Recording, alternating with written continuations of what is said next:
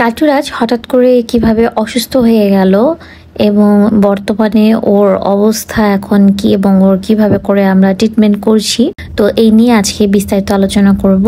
Hello everyone, আসসালামু আলাইকুম। সবাইকে স্বাগতম জানাচ্ছি কালটুরাজের নতুন আরেকটি ভ্লগ দেখার জন্য। গতকাল কালটু হঠাৎ করে অসুস্থ হয়ে যায়, তো আমি গতকাল লাইভে এসেছিলাম এবং সবাইকে জানিয়ে দিয়েছি ও কিভাবে অসুস্থ হয়েছে এবং ওর হেলথের অবস্থা কি এখন। তো অনেকেই আছে যারা হয়তো লাইভে জয়েন করেনি, তারা হয়তো জানে না, তো সেই জন্য আবার আমি নতুন করে বলছি আসলে ওর কি হয়েছে। ওর আসলে তেমন সিরিয়াস কিছু হয়নি। ও আসলে খেলাধুলা করতে গিয়ে ওর ভাই বোনের সাথে ওর চোখে একটু লেগে গিয়েছে, যার কারণে চোখটা ফুলে যায় এবং চোখ দিয়ে পানি পড়তে থাকে।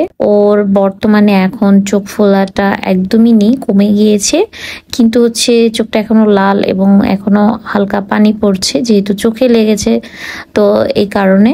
তো এখন আলহামদুলিল্লাহ ও অনেক ভালো আছে বলা চলে। ওর চোখে এখন ওর ফোলা ভাবটা নেই, আর সাথে হচ্ছে ট্রিটমেন্ট হিসেবে চোখের ড্রপার ইউজ করা হচ্ছে। তো ও ড্রপারটা দিয়ে এখন অনেকটাই ভালো চোখটা। ও কিন্তু খেলাধুলা, খাওয়া দাওয়া সবই ঠিক মতো করছে, এগুলোতে কোনো সমস্যা নেই। ওর রেগুলার যেটা রুটিন সেটাই করছে।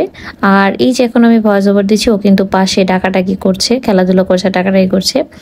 তো ও এখন আলহামদুলিল্লাহ ভালোই আছে, শুধুমাত্র ওর চোখটা মানে আগের মতো এখনো হয়নি, মানে চোখটা এখনো লাল হয়ে আছে আর পানি পড়ছে। তো এটা আসলে ড্রপার দিতে দিতে ঠিক হয়ে যাবে। আর আমাদের বিল্ডিংয়ে যেহেতু ভেট থাকে, আজকে ওকে ভেটের কাছে নিয়ে গিয়েছিলাম, তো উনি বললো তেমন আসলে ভয় পাওয়ার কিছুই নেই, ও আস্তে আস্তে ঠিক হয়ে যাবে। চোখের যে ড্রপারটা আমরা ইউজ করছি সেটা ইউজ করলে ঠিক হয়ে যাবে। আর বলে রাখা ভালো, এই ড্রপারটা কিন্তু উনারাই মানে ভেটই লিখে দিয়েছিল ওর চোখের জন্য। তো বলেছে যে এটা ইউজ করলেই ঠিক হয়ে যাবে, তো এখন সেটাই ইউজ করা হচ্ছে। তো যেহেতু চোখে লেগেছে, এখন মানুষের চোখেও যদি লাগে তাহলে তো একদিনে ঠিক হয়ে যায় না, কয়েকটা দিন সময় লাগে। আর ও যেহেতু বিড়াল, তো সেই জন্য হয়তো সময় লাগছে, তবে আপনারা দোয়া করবেন ও যেন খুব তাড়াতাড়ি সুস্থ হয়ে যায়। আর বিড়াল যখন অসুস্থ হয়, আমরা যারা বিড়ালের প্যারেন্ট রয়েছে আমরা জানি যে কি পরিমাণ কষ্ট হয়, আমাদের একটা টেন্স কাজ করে সব সময়।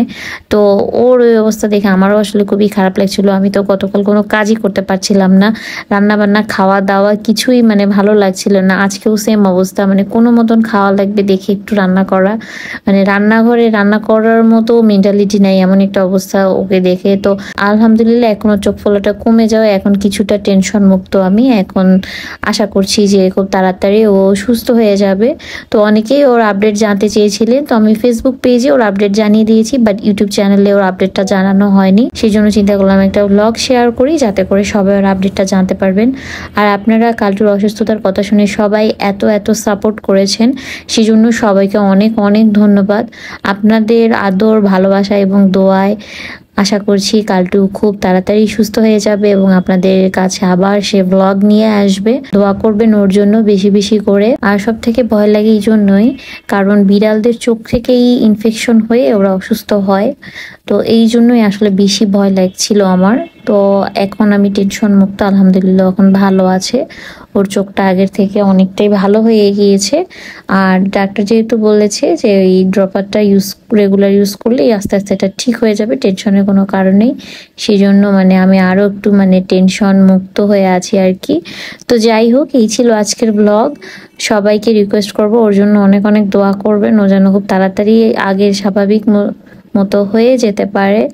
তো আজকের মতো এখানেই বিদায় নিচ্ছি, পরবর্তী আপডেট জানিয়ে আবার একটা ব্লগ শেয়ার করব। তো সে পর্যন্ত সবাই খুব ভালো থাকবেন। আল্লাহ হাফেজ।